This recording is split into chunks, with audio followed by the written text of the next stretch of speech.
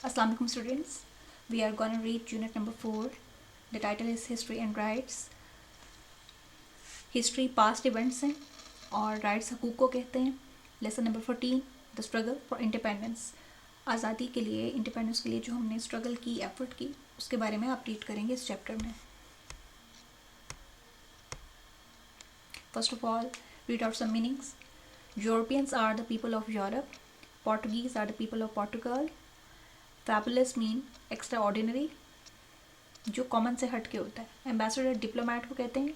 ये एक ऐसा पर्सन होता है जो एक कंट्री के रूलर और दूसरे कंट्री के रूलर के दरमियान कम्युनिकेशन ब्रिज का काम करता है. मैसेजेस को, इम्पॉर्टेंट जो ऑर्डर्स होते हैं वो कैरी करता है. Dutch are the people of Holland. Architecture means way of construction, किस तरह से बिल्डिंग्स बनाई जाती हैं. रिवोल्ट मीन रिबिलियन, बगावत कर देना, बात ना मानना. फॉरबिडन मीन बैंड, जिस बात पर पाबंदी हो, मना किया गया हो. एक्साइल मीन एक्सपेल, किसी को उसके मुल्क से निकाल देना, जिला वतन करना. एंड डेफियंस मीन ऑपोजिशन, मुखालफत, बात को ना मानना, ये भी उसी सेंस में आता है. अब आप आ जाएंगे अपनी बुक के पेज 114 पे. राइट.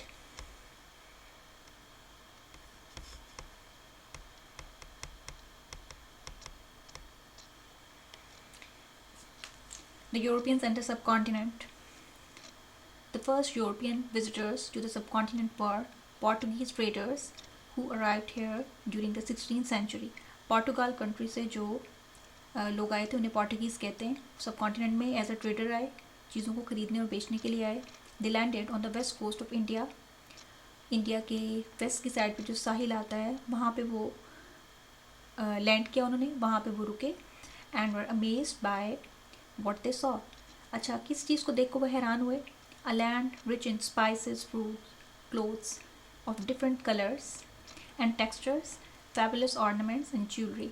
ये सब चीज़ें थीं जो सब कॉन्टिनेंट में उन्हें बड़ी अमेजिंग लगी.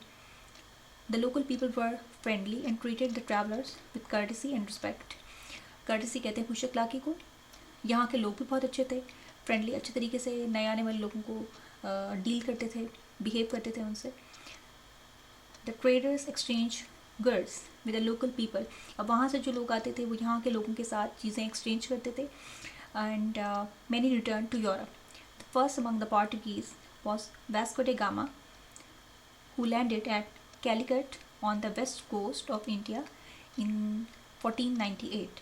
तो बहुत सारे लोग तो वापस चले जाते थे, बट वास्को डा गामा था वो यहाँ पे ही रहा और 1498 में वो यहाँ पे आया. In 1600, Sir Thomas Roe came as the ambassador of Queen Elizabeth I of England to the court of the Mughal Emperor Jahangir. बादशाह जहांगीर था, उसके दरबार में सर थॉमस रो आए क्वीन एलिज़ाबेथ वन की तरफ से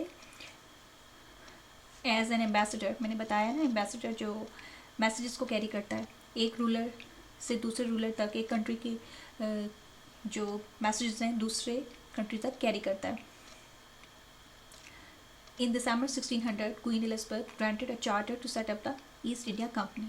ईस्ट इंडिया कंपनी वो कंपनी थी जो कि ब्रिटिश ने इसलिए बनाई थी कि वो सब कॉन्टिनेंट में चीज़ों को ख़रीद और बेच सकें और प्रॉफिट अपने कंट्री में लेके जा सकें. Soon afterwards during the 17th century other traders came. और लोग भी आए चीज़ों को ख़रीदने बेचने के लिए. And some of them settled here. Among these were the Dutch, the French and the British. British अंग्रेज़ हैं, फ्रेंच फ्रांस के लोग हैं और डच हॉलैंड के लोग हैं. तो ये सब लोग यहाँ पे आए चीज़ों को ख़रीदने और बेचने के लिए. Some of the traders, such as the East India Company, began to do business on a large scale. अब जो ईस्ट इंडिया कंपनी थी ये ब्रिटिश की, अंग्रेज़ों की कंपनी थी. By the 18th century, the power of the Mughal emperor had begun to decrease. जो Mughal emperor था उसके दरबार में जो लोग थे वो आपस में ही लड़ते रहते थे, इसलिए जो है उनकी पावर कम हो गई. इस चीज़ का फ़ायदा उठा के ब्रिटिश ने सोचा कि हम लोग ट्रेडर से रूलर बन जाते हैं. By the 18th century, the power of the Mughal emperor had begun to decrease as the Mughals grew weaker. The minor rulers in the north, the Rajputs, the Marathas and the Sikhs became restless. वो बेचैन हो गए, इन्होंने problems create करना start कर दी. अब आपको यहाँ पे पिक्चर्स नज़र आ रही हैं बॉटम में, अपनी बुक पे देखिएगा. यूरोपियन ट्रेडर्स दिखाए गए हैं और fort ST. William in Calcutta, the headquarters of the east India company. Headquarters main office को कहते हैं, जो सबसे बड़ा ऑफिस होता है। तो इस तरह वो आए और ये पेंटिंग शो कर रही है किस तरह उन्होंने अपनी फोर्ट्स बनाए, किले वगैरह बनाए, ताकि यहाँ पे परमानेंटली रह सकें। अंग्रेज़ों की बात हो रही है। अब आप अपनी नेक्स्ट पेज पे जाएंगे, that is page number 115, linking from the previous page. And the Muslim nobles fought among themselves, जो शहजादे वगैरह थे दरबार के अंदर, वो आपस में नोबल्स जो थे वो लड़ते रहते थे। From the middle of the 18th century the British rose to power by defeating the local princes and the French. तो अंग्रेज़ों ने, ब्रिटिश ने ना सिर्फ के जो शहजादे आपस में हुकूमत के लिए लड़ते रहते थे उनको हरा दिया, बल्कि जो फ्रेंच थे उनको भी हरा दिया। That was the beginning of 200 years of British rule. इस तरह से उनकी हुकूमत स्टार्ट हुई अंग्रेज़ों की। The British government decided to take over the east India company and slowly they too became involve in politics. जो ईस्ट इंडिया कंपनी थी, पहले वो चीज़ों को ख़रीदने और बेचने के लिए बनाई गई थी। फिर उन्होंने कहा कि हम इस कंपनी को आहिस्ता आहिस्ता ख़त्म करेंगे और यहाँ पे अपनी हुकूमत कायम करेंगे। They too became involve in politics, वो पॉलिटिक्स में आ गए, यानी हुकूमत बनाने शुरू कर दी। By the middle of the 19th century the British government began to rule the whole subcontinent. The British had come to the subcontinent as traders, but ended up bringing the whole region under their power. They introduced their language, architecture, politics and their ideas. अंग्रेज़ जब यहाँ पे आए उन्होंने हर चीज़ अपने according यहाँ पे introduce करवाई। They built roads, railways and large buildings, but the people of subcontinent were never free and happy, living under the rule of a foreign power. Foreign, वो बाहर से आए थे ना, गैर मुल्की को कहते हैं foreign। जो ब्रिटिश थे, अंग्रेज़ थे, उन्होंने यहाँ पे अपनी हुकूमत कायम कर ली। They did not like the new rulers because they felt that the British had no right to run their country. देखें, यहाँ के लोग थे, अब वो बाहर से चीज़ों को ख़रीदने बेचने आए थे, यहाँ पे वो किंग बन के बैठ गए, तो लोग इस चीज़ को पसंद नहीं करते थे। However, it was difficult to fight against the British because the local people were not united. अब यहाँ के लोग तो आपस में लड़ते रहते थे, इकट्ठे तो थे नहीं, तो उन्होंने अंग्रेज़ों को क्या हराना था। उसके बाद में आ जाएगा द वॉर ऑफ इंडिपेंडेंस 1857। अंग्रेज़ों के यहाँ आने के खिलाफ यहाँ के लोगों ने मिल के उनके खिलाफ एक वॉर की, 1857 में जंग की। The British government in the subcontinent had large army whose officers were all British. अब अंग्रेज़ों ने अपनी फ़ौज भी यहाँ पे बनाई और उसमें सारे ब्रिटिश थे। The soldiers were Hindus, Muslims and Sikhs.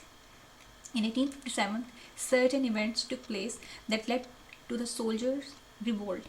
जो सिपाही थे उन्होंने बगावत कर दी, मतलब बात मानने से इनकार कर दिया, रिवोल्ट कर दी। The 1857, the soldiers were issued with rifles whose greased bullets had to be bitten for loading. यानी कि उन बुलेट्स को, वो इस तरह की बनी होती थी, उनको ग्रीस हुई होती थी, उन पर फैट लगी होती थी, एनिमल फैट। अब वो एनिमल फैट इस तरह की होती थी कि ना तो मुस्लिम से अपने मुंह में डाल सकते थे, उनके लिए वो हलाल नहीं थी, और जो हिंदूज़ थे, हिंदूज़ के लिए भी वो हलाल नहीं थी।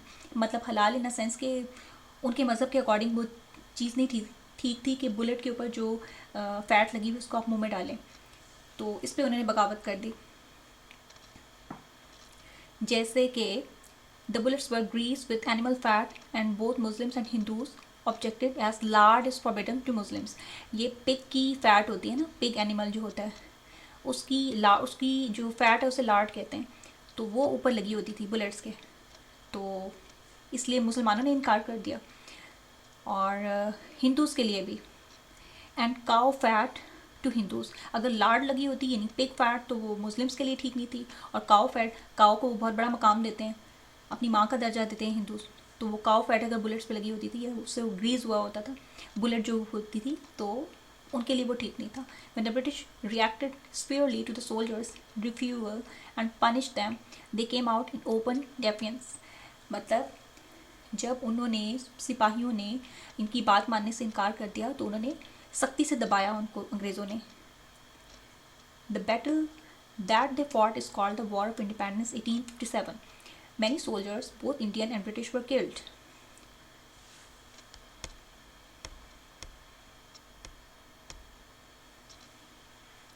The Mughal king Bahadur Shah Zafar was an old man.